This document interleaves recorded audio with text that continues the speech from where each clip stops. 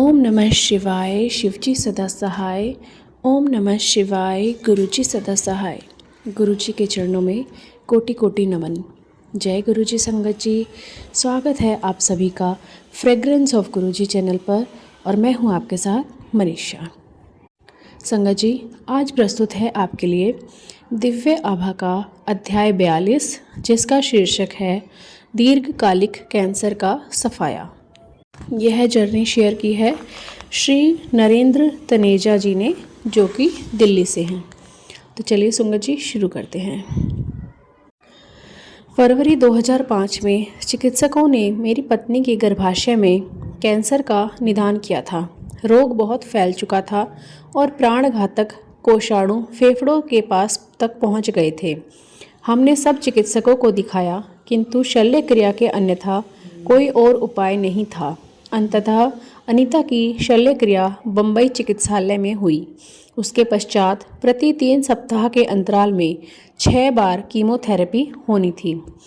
उसी समय ईश्वर दूत की भांति मेरी बहन और उसके पति, जो गुरुजी के अनुयायी थे, हमारे घर आए।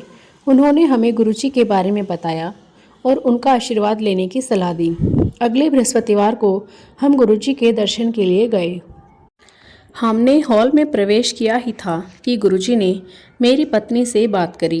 उन्होंने उसके नाम और घर में प्यार वाले नाम से संबोधित किया, अनीता, लखनऊ वाली बबली आंटी। हमें एकदम आश्चर्य हुआ और अनीता में विश्वास और साहस का प्रादुर्भाव हुआ। उसे प्रतीत हुआ कि उसकी सब समस्याएं समाप्त हो गई हैं और गुरु कृपा उस पर सदैव बनी रहेगी। गुरुजी ने अनीता को एक ताम्र लोटा लाने को कहा, जिसे उन्होंने अभिमंत्रित किया। अनीता प्रतिदिन उसका जल पीती थी। कैंसर का उपचार सरल नहीं है। कीमोथेरेपी और उसके दुष्प्रभाव, बालों का झड़ना, जी मिचलाना और उदासी आदि अत्यधिक होते हैं। उसके बाल झड़ने की प्रक्रिया से उससे अधिक उसके परिवार वाले अधिक चिंतित थे। कीमोथेरेपी होते हुए उसने अपना धैर्य और साहस बनाए रखा। यह सब गुरु कृपा के कारण हुआ। गुरुजी भी उसे ढाढ़स बढ़ाते रहते थे। उन्होंने तो उसे कह दिया था कि वह स्वस्थ हैं और प्रतिदिन एक आध पैग विस्की भी पी सकती हैं। इन्हीं दिनों गुरुजी ने बताया कि हमारे पुत्र का प्रेम विवाह होगा और ऐसा ही हुआ। उसने अपने पसंद की कन्या के सामने विवाह का प्रस्ताव रखा तो वह सहर्ष मान गई। उन दोनों को हम गुरुजी के पास लाए और उनका आशीर्वाद दिलवाया। अनीता को कैंसर हुए अब 3 वर्ष हो गए हैं। उसमें अब उस रोग के कोई लक्षण नहीं है और वह पुनः पहले की भांति मिलनसार और हंसमुख है। गुरुजी ने उस पर दया करके उसे स्वस्थ घोषित कर दिया है।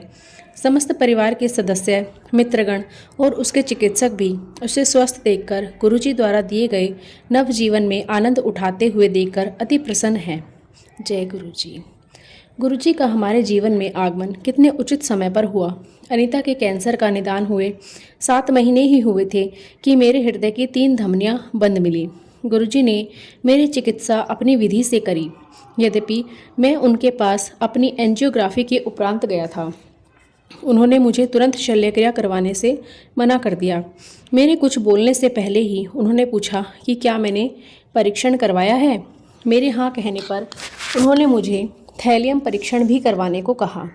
उसका सकारात्मक परिणाम आने पर मैं अत्यंत निराश हुआ। परिणाम के पश्चात उन्होंने मुझे शल्य क्रिया करवाने को कहा। मेरे विचार से वह उचित समय की प्रतीक्षा में थे। मेरे मधुमेह के कारण उस समय विपदा की संभावना अधिक रही होगी।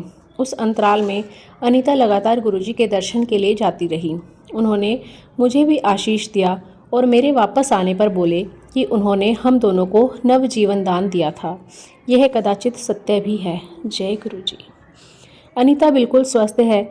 मेरे पुत्र का विवाह उसकी इच्छा से हुआ है और दोनों प्रसन्न हैं। मैं भी पहले जैसा जीवन व्यतीत कर रहा हूँ।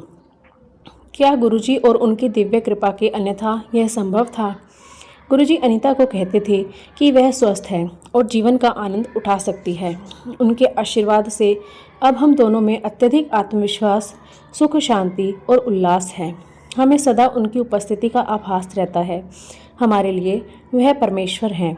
निष्कपट आस्था के साथ उनके पास पहुँचे प्रत्येक मनुष्य को उनकी दिव्य कृपा की प्राप्ति होती है। जय गुरुजी। अनंतम शुक्राना गुरुजी। तो संगत जी, कैसा लगा आज का अध्याय कमेंट करके हमें ज़रूर बताइएगा। अगर आपको वीडियोस अच्छी लग रही हैं तो वीडियो को लाइक करें, कमेंट करें, शेयर करें, सब्सक्राइब करें। अगर आपको अच्छी लग रही हो तो ही लाइक करें संगत जी। अगर आप अपना सत्संग हमारे चैनल पर शेयर करना चाहते हैं तो डिस्क्रिप्शन बॉक्स में दिए गए व्हाट्सएप नंबर या ईमेल आईडी पर आप हमें अपना सत्संग रिकॉर्ड करके भेज सकते हैं। चलिए संगत जी, अब मंत्र जाप करते हैं। आप भी कीजिए मेरे साथ। ओम नमः शिवाय, शिवजी सदा सहाय। ओम नमः शिवाय, गुरुजी सदा सहाय। ओम नमः शिवाय, शिवजी सदा सहाय। ओम नमः शिवाय, गुरुजी सदा सहाय। ओम नमः शिवाय, शिवजी सदा सहाय। ओम नमः शिवाय, गुरुजी सदा सहाय। संगत जी, मंत्र जाप करते रहा करें। मंत्र जाप में बहुत शक्ति है। मंत्र जाप ज़रूर किया करो रोज़। चलिए संगत जी, जल्दी ही मिलते हैं एक नए अध्याय के साथ। तब तक सभी स्वस्थ रहें, मस्त रहें, अपना ख्याल रखिए। जय गुरु जी, शुक्राना गुरु जी।